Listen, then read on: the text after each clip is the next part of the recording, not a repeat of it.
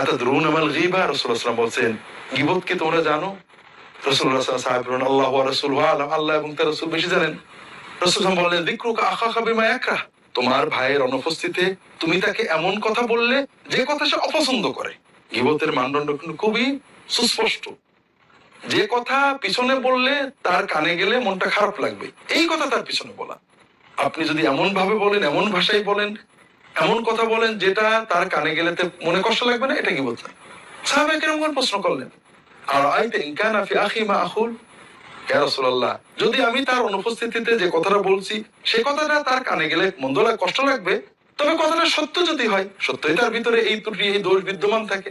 রাসূলুল্লাহ সাল্লাল্লাহু আলাইহি ওয়াসাল্লাম বলেন, ইন কানা ফি আখিকা মা তাকুল ফাকাদ ইখতাবতা, তুমি যদি তোমার ভাইয়ের সত্য দোষ, যে দোষটা হয়তো অনেকে জানে না, যে দোষটা পিছনে আলোচনা করলে সে কষ্ট পায়, এই সত্য দোষ আলোচনা করো, তাহলে এটাই তো গীবত। আর যদি মিথ্যা বলো তাহলে তো এটা আরো বড় পাপ, অপবাদ।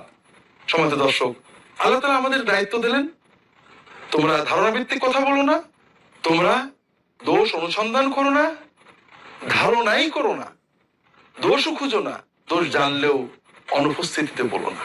আল্লাহ হারাম করলেন, মরা ভাইয়ের গোশত খাওয়ার মতো হারাম। আমরা অনেক সময় এটাকে নানা অজুহাতে বৈধ করি।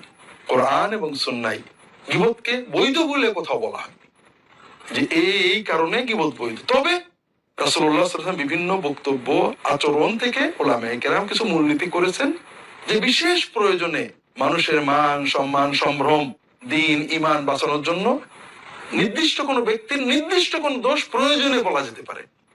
গীবত আরবি শব্দ, যার আবিধানিক অর্থ হলো পর নিন্দা করা, দোষ চর্চা করা, কুৎসা রটনা করা, পেছনে সমালোচনা করা, দোষারোপ করা, কারো অনুপস্থিতিতে তার দোষগুলো অন্যের সামনে তুলে ধরা। গীবতের পারিভাষিক অর্থ রাসূল সাল্লাল্লাহু আলাইহি ওয়াসাল্লামের ভাষায় অত্যন্ত সুন্দরভাবে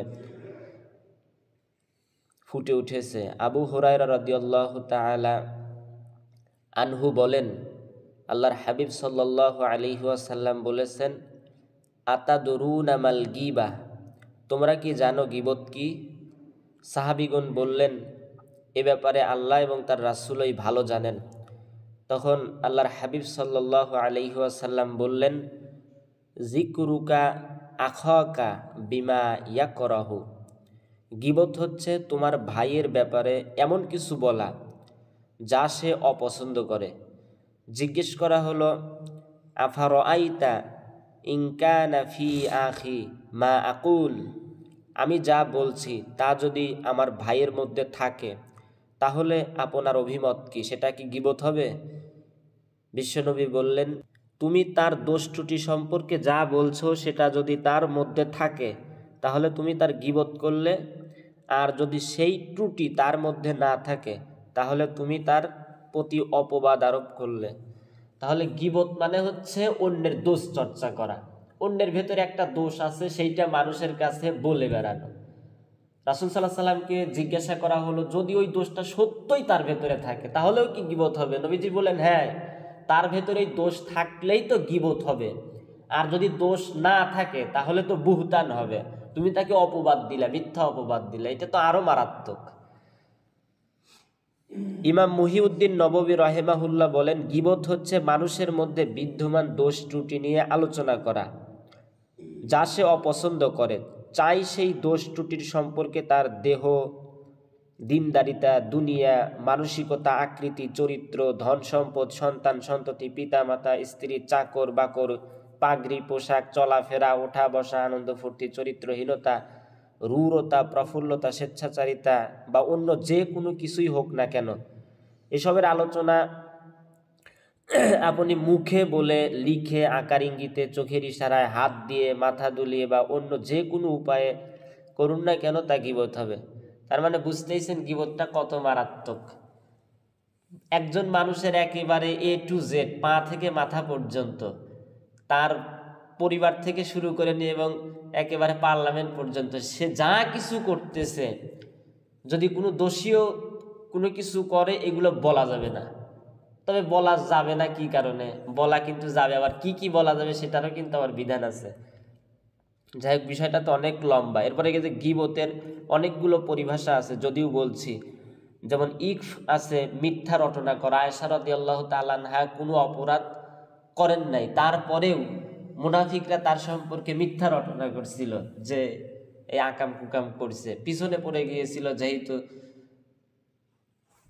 এখন এই যে কারো সম্পর্কে যদি মিথ্যা রটনা করেন তাহলে ওইটা হবে ইকফ, সে ওইটা করে নাই, আপনি মিথ্যা বলা শুরু করছেন। গ্রামের ভেতরে এরকম কিন্তু হয়, একজন সম্পর্কে জানে না, বোঝে না, কিছুই জানে না যে ও কিছুই করে নাই, তারপরেও আর একজনের কাছ থেকে শুনে তারপরে সেইটা পুরো গ্রামে ছড়ায় দেওয়ার চেষ্টা করে। এগুলো খারাপ অভ্যাস। কিন্তু আপনি একজনের আমার সম্পর্কে আপনি কিছুই জানেন না, একটা কথা শুনলেন, যাচাই বাছাই করলেন না, বলা শুরু করে দিলেন, এটা কি যৌক্তিক হলো নাকি? আমার তো দোষ নাও থাকতে পারে, আমি তো জুলুমেরও শিকার হতে পারি ওই জায়গায় তো আমি মাজলুমও থাকতে পারি, অন্যরাই আমার উপর জুলুম করছে, বরং এমনও তো হতে পারে। এটা না বুঝেই আমরা উল্টাপাল্টা চিন্তা করি। সরকারের বিরুদ্ধে কথা বলা যাবে, তাই না? এখন এখন এই যে এই বিষয়টা একটু নিচে গিয়ে তাহলে পরিষ্কার করে বলে দিই যে আসলে তো গীবত তো মনে করেন হাসিনার গীবত হ্যাঁ গীবত সরাসরি চলতেছে খালি। তাহলে গীবতের প্রকারভেদ আলোচনা করি 2-3 মিনিটে। গীবত হচ্ছে প্রথমত 3 ধরনের। হারাম গীবত, কারো অনুপস্থিতিতে তার দোষ বর্ণনা করা, এটা হারাম। কেউ আপনার সামনে উপস্থিত নাই, অন্য জায়গায় আছে, আপনি তার দোষ বর্ণনা করতেছেন। মনে করেন এই জায়গায় আলোচনা করতেছি ওই লোকের দোষ, ওই লোক এমন, ওই লোক খারাপ, চুরি করছে এক সময়, ডাকাতি করছে, ভালো ছিল না, এখন একটু ভালো হয়েছে, এই বাইটে লম্বু ইত্যাদি যাই বলি না কেন সব কিছুই গীবত হবে তার অনুপস্থিতিতে। আর 2 নম্বর হচ্ছে ওয়াজিব গীবত। ওয়াজিব গীবত কি? মুসলিম সমাজকে বা ব্যক্তিকে সতর্ক বা সাবধান করার জন্য দোষ ত্রুটি বর্ণনা করা, ক্ষেত্র বিশেষে ওয়াজিব। যেমন ইলমুল যারা তাদিলের ক্ষেত্রে যদি মুহাদ্দিসগণ রাবীর দোষ ত্রুটি বর্ণনা করেন তাহলে সেটা গ্রহণযোগ্য হবে। এই যে আমরা হাদিস পড়ি না, এই হাদিস কিন্তু সব একরকম না।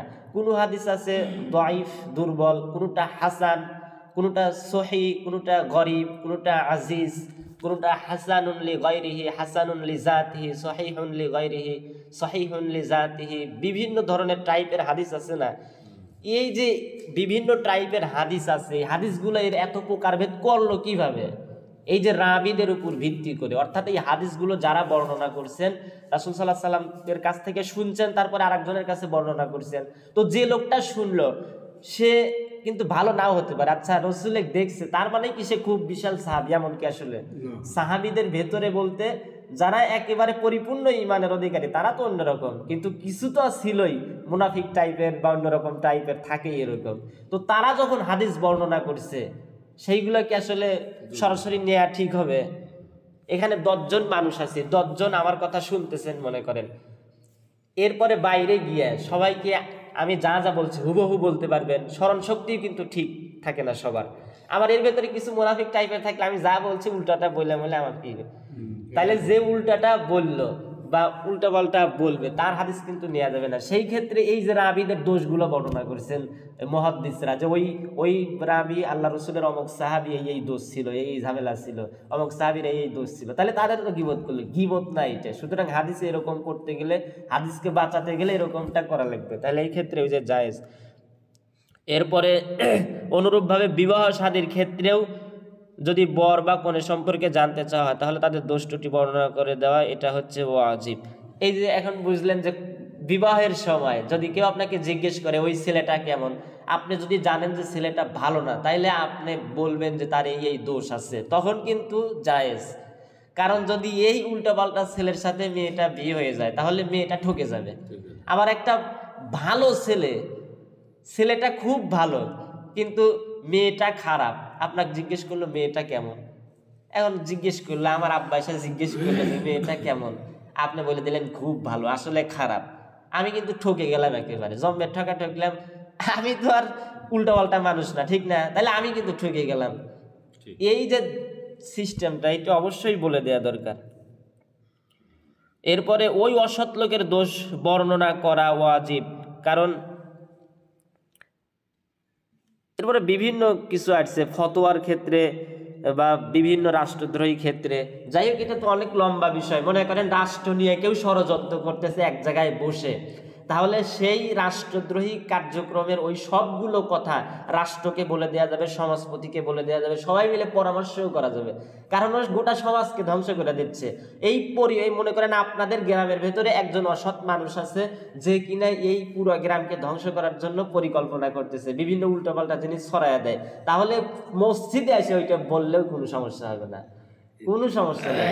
তার মানে বুঝতেছেন কখন গীবত করা যায়। এরপরে এই যে ওয়াজ মাহফিলে অনেক সময় দেখি ফেরাউনের কথা কয়, নমরুদের কথা কয়, এই কারুনের কথা কয়, হামানের কথা কয়, অমুকের কথা, তমুকের কথা, আবু জেহেল, উতবা, সাইবা, ওয়ালিদ ইবনে মুগীরা, নাম ধরে ধরে বলে।